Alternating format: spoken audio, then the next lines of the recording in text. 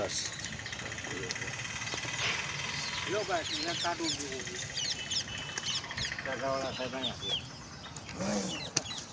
દાદાને લઈ લ્યો ફોટો દાદાનો.